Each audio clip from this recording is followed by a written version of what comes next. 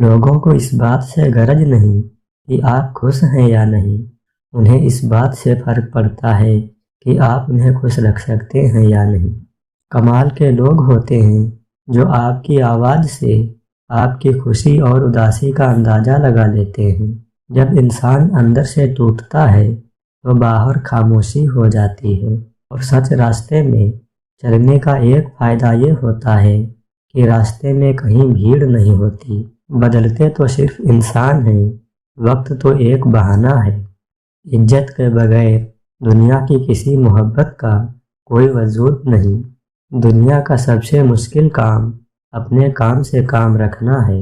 انسان صرف اپنا سگا ہوتا ہے، اسے درد صرف اپنا محسوس ہوتا ہے۔ ہمارا فوکس دوسرے کو سمجھنے سے زیادہ سمجھانے پر ہوتا ہے۔ دنیا وہ کتاب ہے جو کبھی نہیں پڑھی جا سکتی، اور زمانہ وہ استاد ہے جو سب کچھ سکھا دیتا ہے۔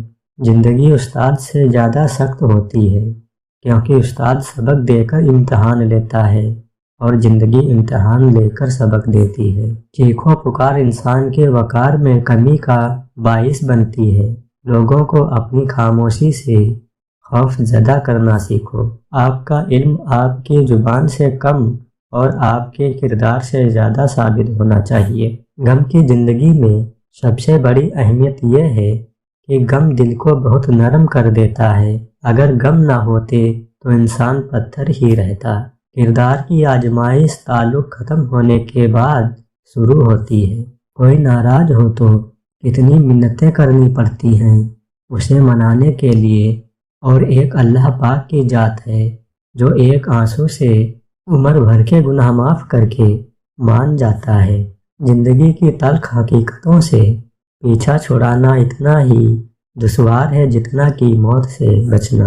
اختلافات کے باوجود کسی سے احترام سے پیش آنا کمزوری نہیں، بہترین تربیت اور خاندانی ہونے کی دلیل ہے۔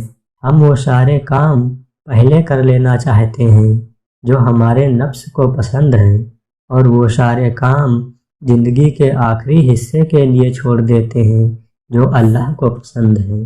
اتنی جلدی دنیا کی کوئی چیز نہیں بدلتی جتنی جلدی انسان کی نیت اور نظریں بدل جاتی ہیں۔ لحاظ اور عورت کی عزت بڑی سے بڑی ڈگری بھی نہیں سکھا سکتی ہے تو صرف گھر کی تہذیب۔ تنہا رہ لیں مگر اپنا معیار مت گرائیں۔ عزت کے بغیر محبت کا کوئی وجود نہیں۔